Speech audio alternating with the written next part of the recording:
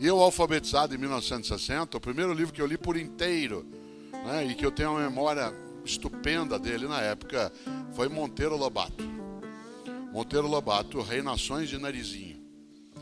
Em 1960 eu fui alfabetizado e aí eu li Reinações de Narizinho do Monteiro Lobato, com todas aquelas histórias maravilhosas sobre o sítio do Pica-Pau Amarelo e todas as outras coisas que povoam a minha memória até hoje. Mas eu vou contar uma coisa aqui, que quem nos vê agora na transmissão ao vivo e também é aqui presente, talvez não imagine.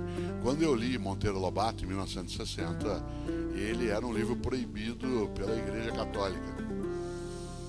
Quem aqui tem formação católica talvez saiba que, e a minha família é de formação católica, eu também, havia na Igreja Católica um índice de livros proibidos.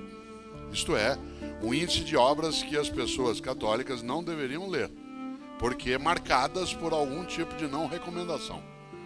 Esse livro, para usar uma expressão e parecer que eu sei latim, chamava Index Librorum Prohibitorum. Não é tão difícil imaginar, até você inventaria isso como se não fosse latim. Index Librorum Prohibitorum. Monteiro Lobato estava nesse livro. Isto é, nesse índice de proibidos estava Monteiro Lobato. Por várias razões. A primeira delas porque ele construiu um mundo de fantasia. E de acordo com a Igreja Católica da época, não agora, essa fantasia poderia distorcer a cabeça da criança. Olha que coisa atual. Essa fantasia podia fazer com que ela pensasse o que não deveria, isto é, viajasse a cabeça, acolhesse uma boneca que falava, dialogasse com um sabugo de milho, conversasse com um porco, Marquês de Rabicó. Parênteses, mais tarde essa obra foi passada para a TV, o Sítio do Pica-Pau Amarelo. E durante um período ditatorial no Brasil não tão distante, várias das partes dessa obra foram censuradas no programa de TV. Entre elas porque há momentos na história em que ela encontra Peter Pan, encontra a fada Sininho, e a fada Sininho ela conseguia voar usando um pozinho que ela jogava nas asas. E na interpretação da censura, esse pozinho sugeria outro pozinho.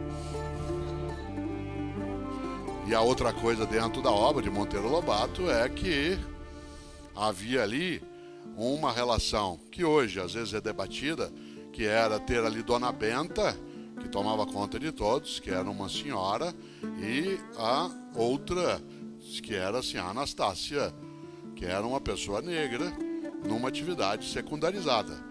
Mas uma pessoa negra que, naquela obra de Monteiro Lobato, no contexto da época, numa postura ainda secundária, ela discutia com Dona Benta, ela falava, e de acordo com a censura, nos anos 1970, essa discussão entre uma mulher branca, que era Dona Benta, e uma mulher negra, que era assim, a Anastácia, podia sugerir algo que no Brasil, segundo eles, não existia, que era racismo.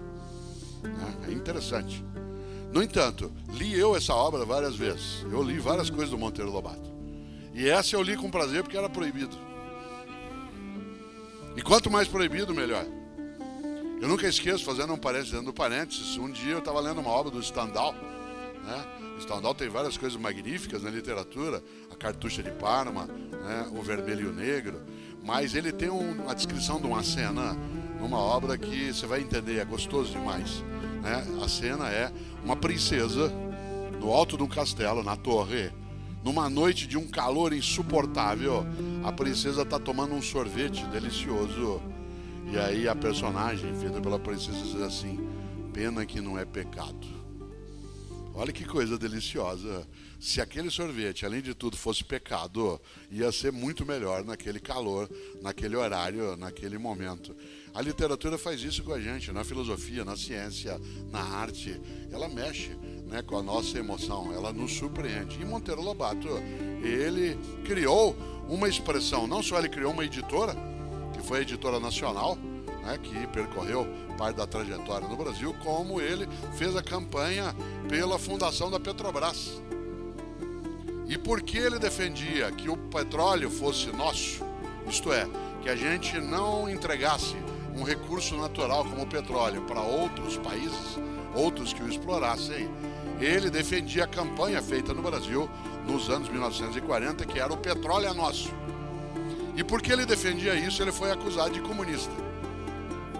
E é claro, não só ele não era comunista, como essa ideia não era uma ideia comunista. Aliás, uma parte do pensamento militar brasileiro tradicional, de base positivista, republicana, vem desde Benjamin Constant e outros aqui no Brasil, defende, né, a ideia da posse por parte do poder público, em nome da população, daquilo que são os recursos naturais. Mas ele, o Monteiro Lobato, foi censurado porque acusado de comunista não podia ser lido por católicos. A acusação de alguém ser comunista, ela é muito comum até hoje. Ela persiste como se isso fosse uma chaga, que a pessoa não pudesse pensar como ela é, o jeito que ela imagina. Interessante. O Monteiro Lobato, mais tarde, esse índex foi desmontado e ele dali saiu. E eu conto essa história porque sobre o Monteiro Lobato eu tenho um relato que eu gosto de lembrar.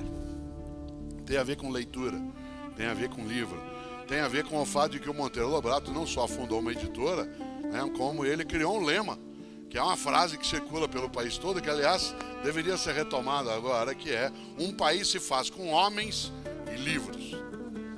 Claro que a expressão na época usava homem no sentido de humanidade, né, de seres humanos. Mas a frase é dos anos 1940, tem que ser olhada no seu tempo. E a frase dele, repito, é: um país se faz com homens e livros. Aliás, uma frase bem atual, né, para também os nossos momentos. E é curioso porque eu fui secretário de Educação na cidade de São Paulo e no ano de 1991 eu fui visitar uma escola na periferia de São Paulo que tinha durante o dia turmas regulares de ensino fundamental e à noite, no horário noturno, nessa escola, numa área bem distante da área central da cidade, funcionava uma escola de educação de jovens e adultos num projeto criado pelo professor Paulo Freire, que foi o secretário antes de mim, chamado MOVA, que era um movimento de alfabetização de jovens e adultos. Esse MOVA, que existe em vários locais no Brasil, existe ainda, mesmo depois de mais de 25 anos, né, em várias regiões. Ele fazia educação de jovens e adultos. Quando eu cheguei na escola, era de manhã, eu vi um casal de idosos cuidando do jardim. Cuidando das flores, das coisas. E eu cheguei para eles e falei assim: vocês estão cuidando do jardim? Vocês trabalham aqui? Eu achei estranho porque parecia, eu não sabia a idade naquela hora, mas pareciam bem idosos. E eles disseram não. Falei: como é que vocês chamam? Falei: nós somos casados. Eu me chamo João e ela se chama Maria. Nossa, parecia uma história, João e Maria. Falei: quantos anos o senhor tem, seu João? Ele falou: eu tenho 90 anos. E a senhora, dona Maria? Eu tenho 88. Falei: o que vocês estão fazendo se vocês não trabalham na escola? Nós estamos cuidando do jardim. Sabe por quê?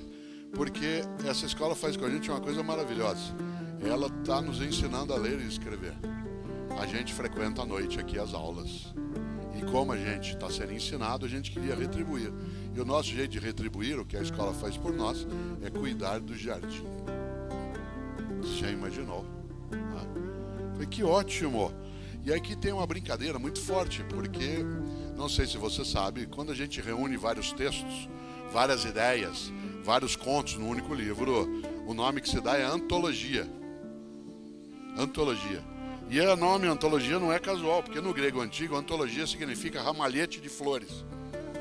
Da onde vem, por exemplo, uma flor que muitos conhecem, que é antúrio. A noção de antologia é quando você reúne várias flores num lugar.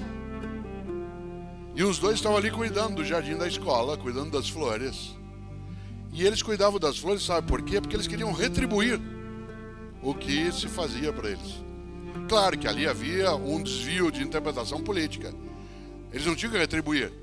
Eles tinham que receber da parte dos governos, inclusive do meu, como eu estava, desculpas por não terem sido alfabetizados, embora, como cidadãos, pagassem os tributos e não recebessem o serviço de educação escolar de volta. Mas eles queriam. Muito simpática a ideia. Faziam isso com gosto. Eu falei: que ótimo. Falei: seu João, por que o senhor está se alfabetizando agora, aos 90 anos de idade? Obviamente que ele já faleceu, estou falando de alguma coisa que aconteceu em 1991, ela também.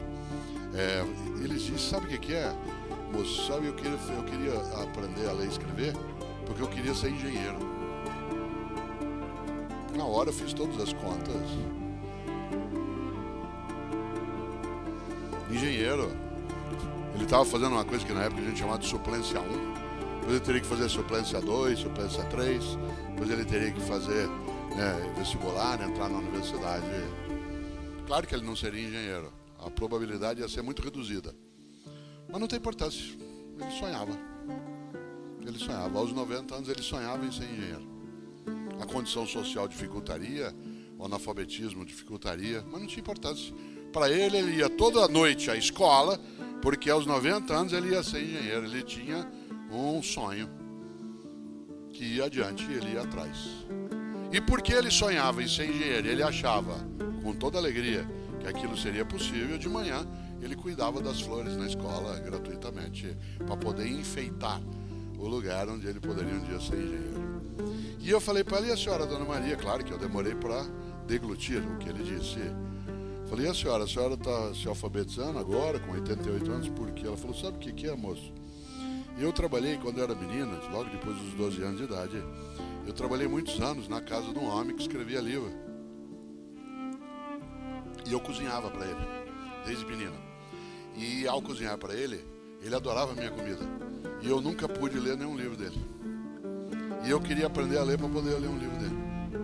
Eu falei: como é que é o nome desse homem? Ela falou: Monteiro Lobato. Eu quase caí para trás. E naquele momento me deu uma coisa equivocada, que foi uma raiva imensa do Monteiro Lobato. Por que equivocada? Porque Monteiro Lobato estava no seu tempo, estava no seu momento.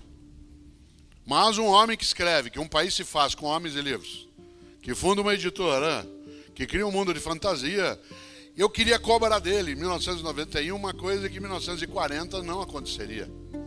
Seria uma coisa que eu dizer, né, que Aristóteles era machista, porque lá na sua obra política, há 2.500 anos, ele diz que as fêmeas sempre são secundárias. Não posso dizer agora que Aristóteles é machista.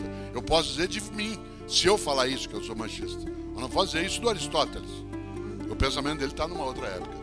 Eu demorei para engolir direito a história de que o Monteiro Lobato era feito isso. E ela aprendeu a ler, porque ela viveu mais um tempo, e eu sei isso, porque na época a gente foi buscar uma parte dessa história. Ela aprendeu a ler e leu também Monteiro Lobato. Ele queria ir ao jardim de manhã para retribuir o fato de estar sendo alfabetizado. Ela queria aprender a ler para poder ler os livros do homem para o qual ela cozinhava, porque ele gostava da comida. Cada um tem seus motivos na literatura, na escrita. Há pessoas que escrevem para falar com os outros, há pessoas que escrevem para falar consigo mesmo.